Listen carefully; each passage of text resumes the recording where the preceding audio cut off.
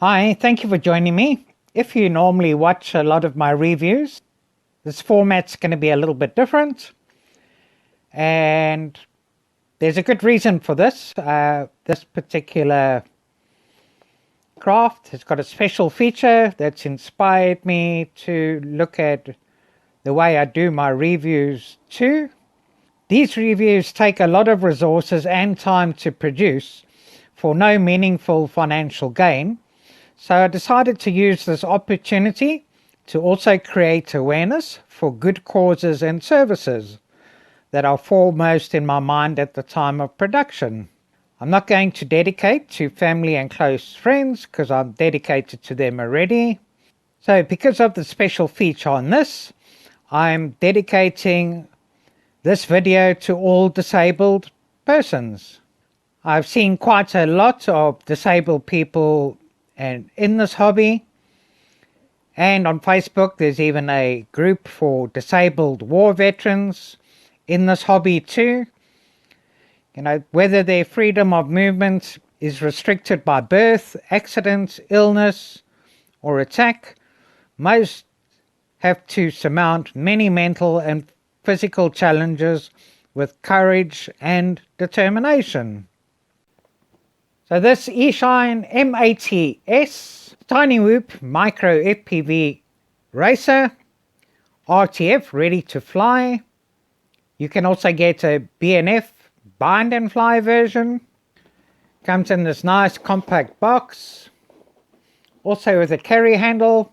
Always like a box that has a carry handle for portability. And if we open it, this is what we get on the inside. Now the special feature that this has that many other quadcopters and drones do not have is that this has a one-key rolling button or an invert button.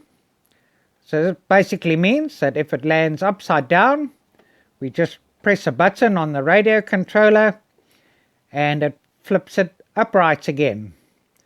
So this is very useful for disabled people that are restricted in movement and saves them having to get up and go backwards and forwards. And even for fully able people, it is a nice function that can avoid that walk of shame if you crash. So I'm just going to get everything out of the box.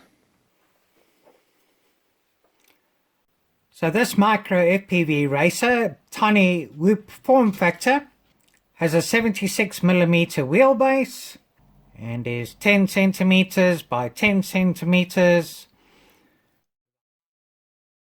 the height of 5 centimeters, only weighs 52 grams including the battery, has these 85mm by 20mm brushed motors, 44mm 4-bladed props with this very large pitch on.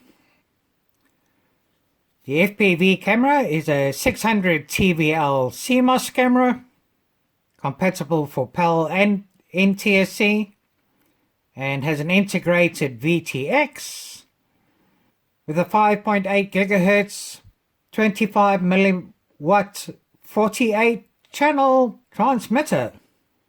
You have an indicator light, and when this light is green the battery is fully charged, then it goes to yellow when it's getting low and goes to red for low battery warning. Now this comes with a 3.8 volt 500 mAh, so not a 3.7 volt 25C battery. So this should be better for flight duration, and this should last at least 5 to 6 minutes. And you have the option of getting it with 1 battery, 2 batteries or 3 batteries. This is to charge the battery. This just plugs into here. This into a USB source. A red light flashes. And when the red light goes solid, then the battery is fully charged.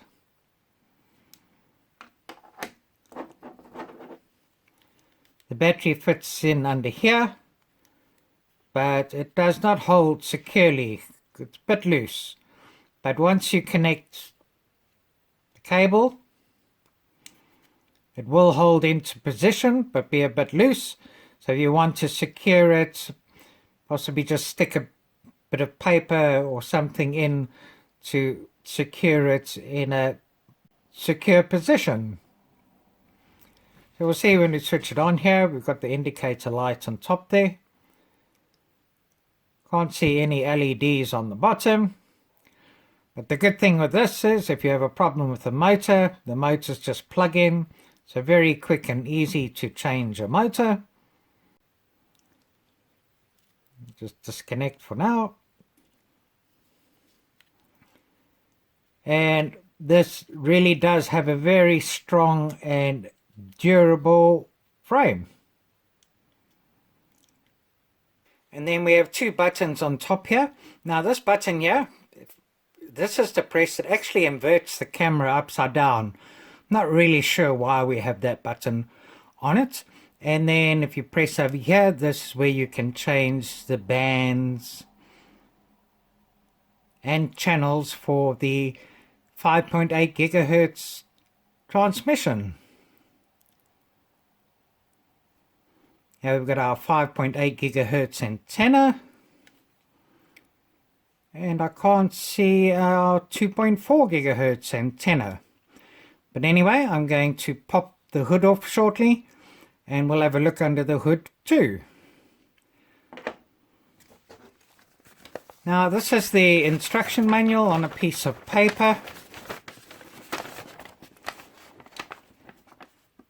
Covers quite a lot of details, but does leave a bit to be desired.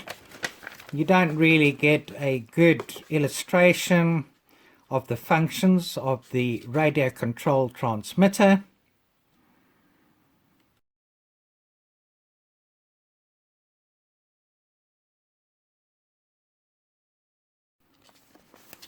But it does give you some fairly important details.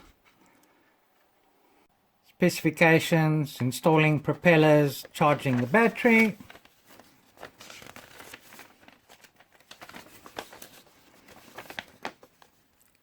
Flight mode selection, which is a little bit confusing now because it says agility. You press for 1 click and stability 2 clicks. Now by default it'll take off in stability mode, and then it should really be 1 click to go into angle mode and 2 clicks to go into acro mode. So that's a bit confusing. It does tell us that the 1 key invert doesn't respond when the throttle's too low or the battery voltage is too low.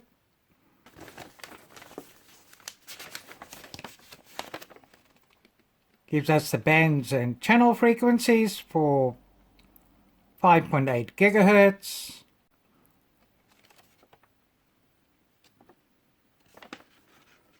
And that's the instruction manual. Now this is the radio control transmitter. A nice feel to it, rough edges, so good for holding. This right hand stick or gimbal is spring loaded, and this one has free movement. You need to supply your own 3 AAA batteries. They go into here, and then this clips and secures on quite nicely here. So here's our main power button on here. Now this button on the top, a single press, is to invert if it lands upside down, and you can also do 360 flips and rolls with this button here. As mentioned, this is to go into angle mode and acro mode, but like I say, it's actually, but if we press, it gives me 2 beeps and then 1 beep, so that goes into angle mode and then into acro mode. Then I think if we press back onto here, we can go back into stability mode. Now to fly with altitude hold, you press this button here and it will fly in altitude hold, and if you press it again it will take it out of altitude hold. Here are the trim buttons here. This has no function at all. So let me just pop this hood off quickly.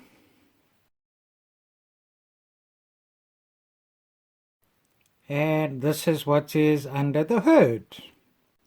So here we can see our 2.4 gigahertz antenna hiding away. So I'm actually going to bring it out. And it's not that flexible, it's quite a strong piece of wire. Have a look here. There's the camera underneath and secured in here at a fixed angle.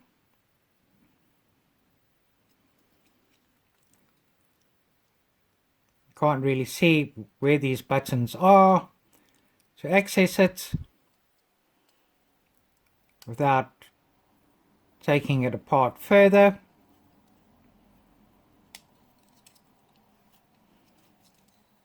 Pop our little indicator light back in its position here.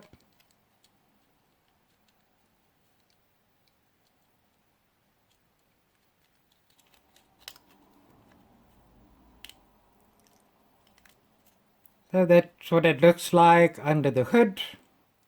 Where's this 2.4 gigahertz antenna gone? Position it back out here again.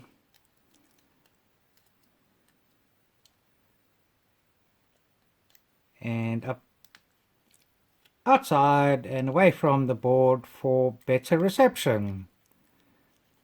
And secure this back on.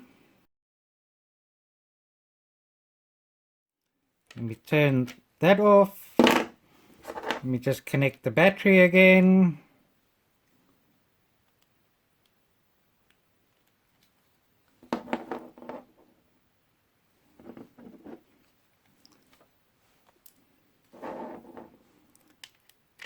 Turn on the radio control transmitter. And it's bound. Now this should have a range of at least 100 meters.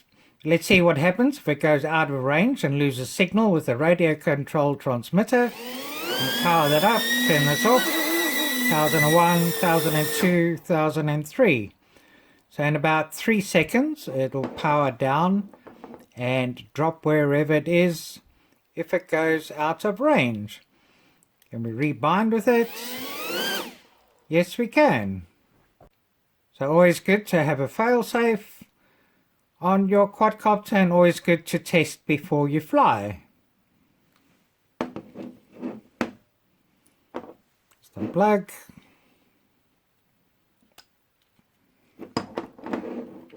And turn this off. So unfortunately this does not come with any spare propellers and is mainly suited for flying indoors. But I do fly these outdoors in fairly mild conditions and they fly quite well. So I'll do an indoor test and also test it outdoors. If you fly indoors, it's always susceptible to pick up hairs and fibers that get entwined below the propeller and the top of the motor. So if a motor does start slowing down or stopping, always check that there's nothing stuck or entwined below the propellers. And now I'm just going to do a quick test of the 5.8 gigahertz before I do the flight tests.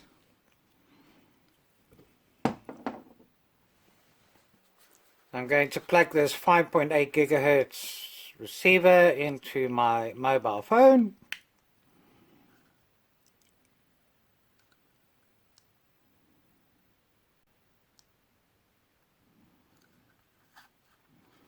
And then this comes up.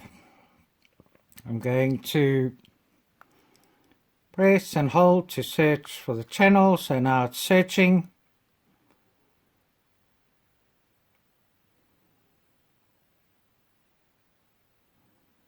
It's picked up the stronger signal over there.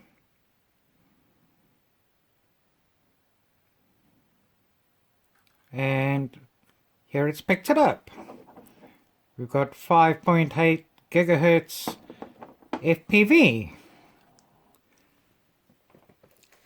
So you can also fly FPV very cheaply by just using VR goggles or glasses.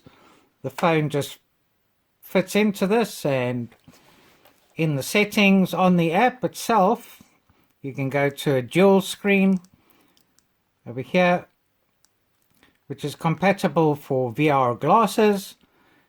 And I'll put a link in the description too of how you can set this up to fly FPV if you'd like a very cheap way to test and try flying first person view FPV.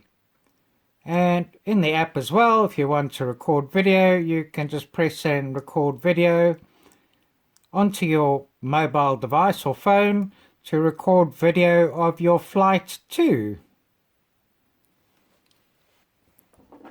So now let's go and see how it performs and also what the FPV looks like.